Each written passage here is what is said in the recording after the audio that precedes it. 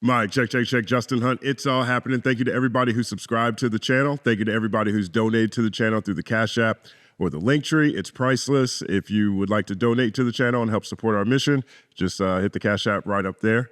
And big shout out, big shout out to all my new members. All my new members. We're going to have to go fast because there's a whole bunch of y'all. Our community is growing rapidly. Kristen Hopkins, Julian Desire, Michael Vanderberg, T. Jamal Lee, Lena Louder, I hope I got that right. M. Mancias, Hip Hop Head, I Am One Too, Dark Elson, Terrell Tyson, Samurai inspired from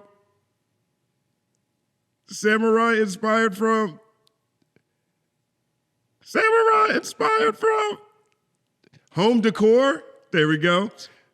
Professor Scott, a homie, D-Train, PDX, Picasso's Pajamas, I love that name. Chris Tawney, Alpha, Bagaladon, Joey Yoho, Tina Plummer.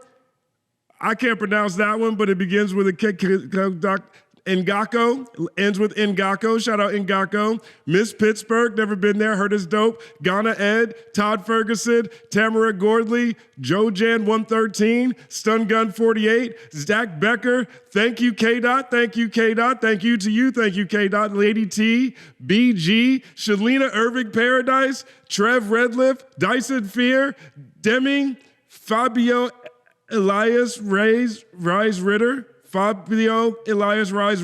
Dr. Umar's Burner. That's a real honor. I follow him on Twitter. Rachel B. Jackson, Nstark 007, Nstark 007, Matt Birdman Fleming, Stepman 2, Carl Gardner, HG, Apex Creo, Dev H, T-Mac, Nestle PK, William Suarez. It's all happening. 9-second applause.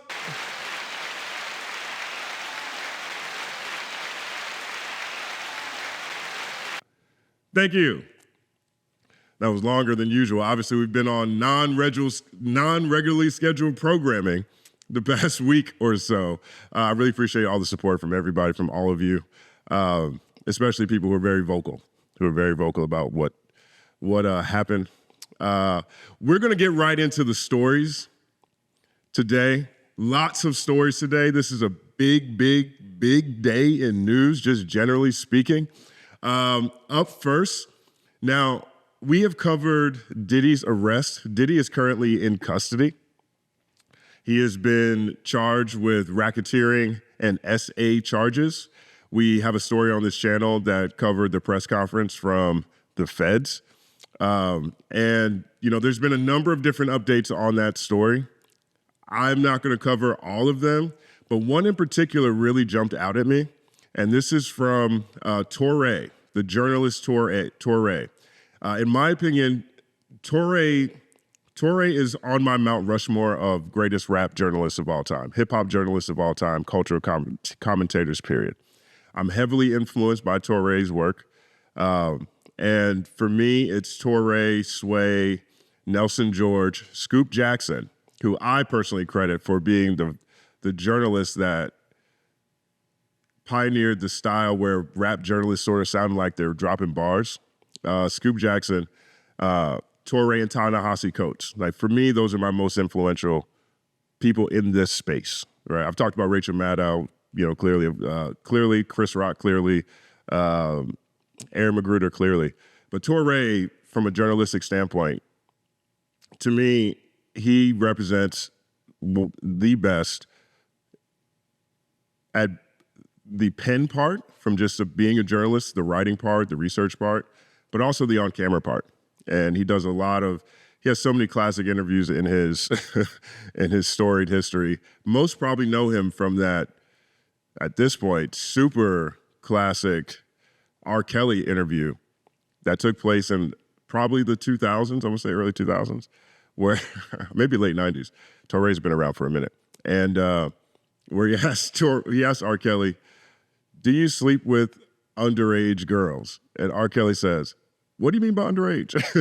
So Touré's incredible. I'm a big, I'm not sure if I'm here without Touré. I'll be straight up. And so Touré has a Substack. It's toure.substack.com. I'll make sure to put a link in this piece. But Touré's been working on a piece around Diddy, and he talked to a number of people, a number of relationships about how Diddy has been a drug addict for the past 15 years. And so here's a clip that he put on Twitter. We'll start here. And then he was also on TMZ, so we'll show a clip of what he said there. But let's take a look. Diddy has been an addict for 15 years. Asked what he prefers to use, someone said, I'm sure he's on the bleeding edge of whatever it is out there that can get you really up there. I had anonymous conversations with several people who know Diddy really well. People I trust to give me an unbiased view of him. One of them told me, the last time I saw him, there was nothing behind his eyes but a vapid darkness. Nothing behind his eyes but a vapid darkness. I mean, in the court filing that we looked at last week, you know, and even the Rolling Stone investigation that we covered earlier this summer, they really talked about how Diddy had pink powders and white powders and GHB and ketamine. I mean, there's all kinds of drugs that are tied to the reporting that people have released around this case. You know, I think the way Touré described that, nothing behind his eyes but a vapid darkness. I'm not one to judge people through a screen, but I think that description adds up very well to what we saw in that horrible CNN video of him attacking and assaulting Cassie. Vapid darkness behind his eyes. Jesus. Diddy's years-long perpetual drug haze meant that some of the women who are suing him, he doesn't even remember them. And people who know him say they don't recognize him. He's been super up there and detached from himself for years. He hasn't acted like himself in years. There were multiple interventions, and they all failed because no one could protect him from himself.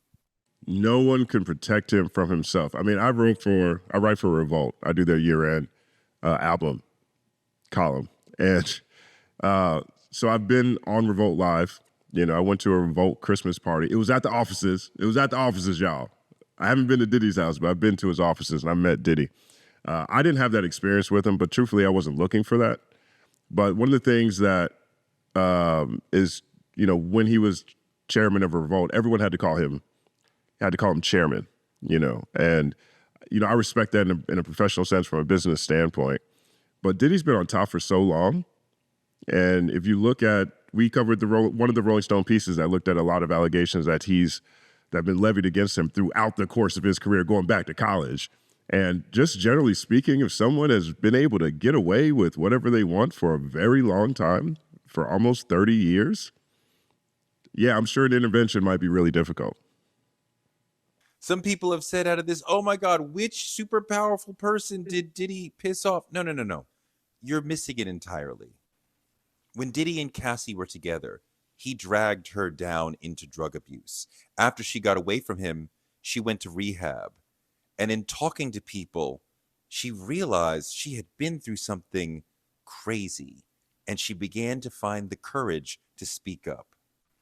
She went to him and said, I have a book. I've written everything. Give me $30 million to make it go away. And because he was in a haze, he did not say yes. He said no.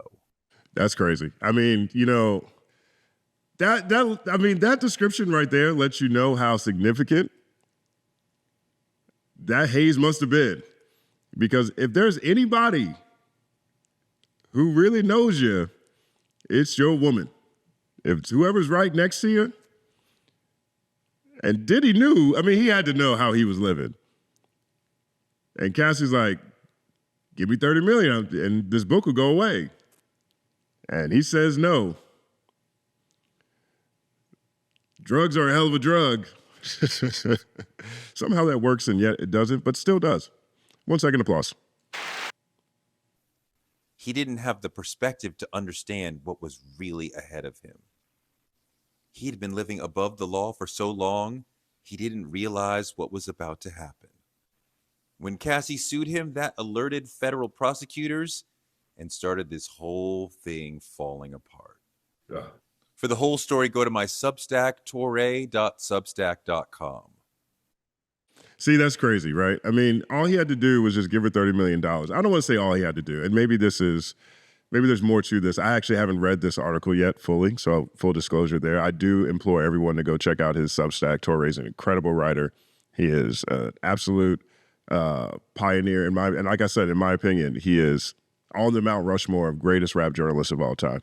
And part of it is because he has so many pieces like this. His investigative journalism around big topics, or his profile pieces, particularly for me, always really shine a light and an angle on artists that I've loved and covered that, just completely opened my view to who they are. He has an amazing piece on Lauryn Hill.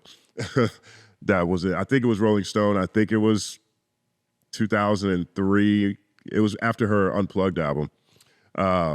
And this is another one of those pieces. So what he did was he talked to a number of people around Diddy, relationships he's had for a very long time, and they filled him in on their experiences with him.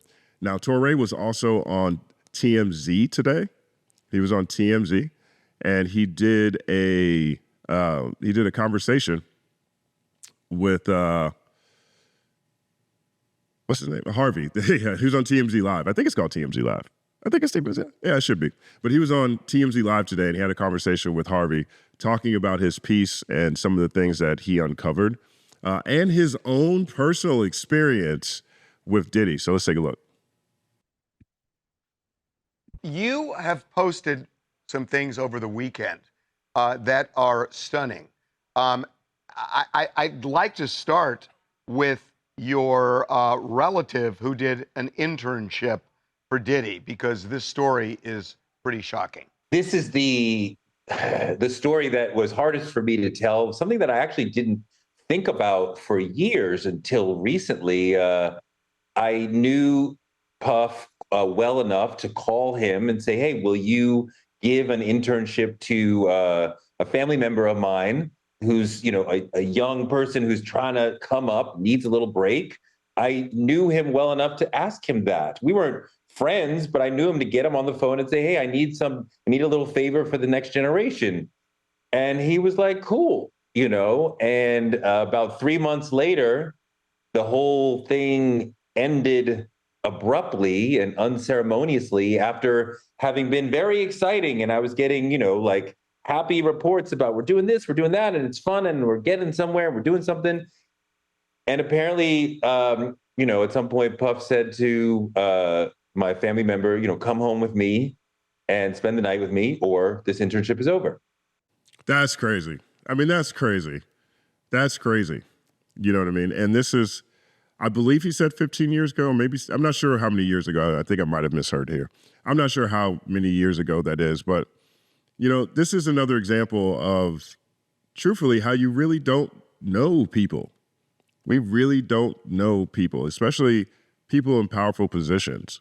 I mean, truthfully, we're all in an online space, and, a lot of times what we see through this lens, see through this screen, and the assumptions we make about people aren't really what it is. And that extends to this situation with Touré. Touré he knew Puff well enough, had covered him long enough, had known him, had been in the same industry or similar industries long enough to, hey, family member, yeah, sure, let's see if we can get you an internship over there, help you out.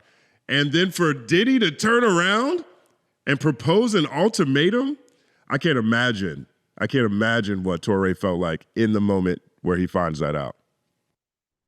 And I didn't even find out that part of it until years later. But that told me right there, this is a person who will say anything, will do anything, wasn't even thinking about you're related to a person in media who could easily get on a platform and talk about this. Friends are telling. That's the other part of that too. And I think this adds up to what Touré is saying about this, vapid darkness in Diddy's eyes because of the drug haze he had been in for 15 years. Touré is a very prominent, extremely prominent journalist. Touré had a show on MSNBC called The Cycle. There isn't a layer of this media apparatus that Touré couldn't have gone immediately to and blown up Diddy, blown up his whole spot, reported on this situation with his family member. Now, I don't know the circumstances as to why maybe he decided not to do that. Perhaps his family member requested that, or the family member didn't tell him after a long period of time. Perhaps one of the things that is critical to taking down people in power is timing. Timing is also a big thing. Who knows what it is? I really don't want to speculate on that because I'd just be speculating on that. But can you imagine, essentially propositioning a family member of someone with incredible access and reach and ability to tell fantastic stories about your inappropriate behavior? Can you imagine that? Telling me there's been about 15 years of hardcore drug abuse, anything that he can get his hands on that are detaching him from who he really is. So when you think about why did you make such bad decisions to do these parties with so many people, to videotape them, to say no when Cassie says we can make this all go away for $30 million, which is not a lot to him. And he says no. Well, that's because he's been dealing with drug addiction and his mind being clouded, and he's not in his right self. He was extremely sharp, motivational, very strategic in the first couple decades when he was rising. The last 15 years has been a haze of drug abuse, and that's why he's making these horrendous decisions. And that is not to excuse him in any way for the things that he is alleged to have done or that he did. But a way of trying to understand why would somebody make so many bad decisions? Well, he's been dealing with, and when I said, what is the drug of choice? The answer is whatever there is on the bleeding edge of, narcotics that can get you up high. So he's not even dealing with the normal stuff that we're dealing with. And I think that there's this desire in him to have everything be the most. He wanted to be superior to other people. He wanted to be, have better clothes, have more money, have more fame, and better parties. And the first three things that I named there, nothing wrong there, but what it meant to have the better parties than others grew from something that was, let's say PG rated. I went to a bunch of PG rated Diddy parties to something that was crazy. Yeah, oh man. I remember watching Making the Band when it first came on. Die-line. Oh my God, that was such a good show. I actually wasn't mad at the Making the Band album. There was a couple of verses on there that I really appreciated. But Diddy did seem very, very motivational. He seemed like the person you wanted to be around. He inspired people to reach for success. Can't Stop, Won't Stop was at the core of his brand. There's been old footage from Entertainment Tonight that's been circulating today as well of him talking about his parties, and one day he's going to be arrested. Thoughts are physical, manifestations are real. But I really appreciated Touré for his reporting on this, talking to people and really understanding Diddy's state of mind for the past 15 years. It sounds like he, along with just hubris, along with the arrogance and probably an invincible feeling for being in power for so long.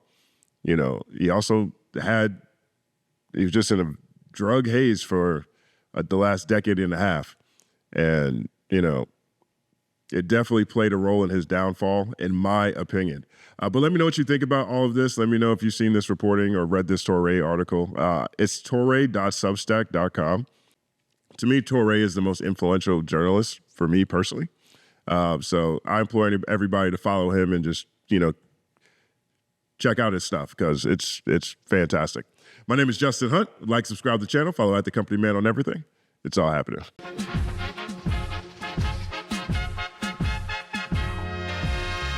Justin Hunte is here, it's all happening. Justin Hunte is here, it's all happening. The mathematical breakdown of this mighty game of rap we in. It's boom happening. Systematical culture views us radical, it's all happening. Shaking hands and dabbing them. Life through the lens of hip hop, from trip hop to yes, yes, y'all, you don't stop, you don't stop. Justin Hunte is here, it's all happening. It's all happening, yes, it's all happening. Justin Hunte is here, it's all happening. It's all happening, yes, it's all happening.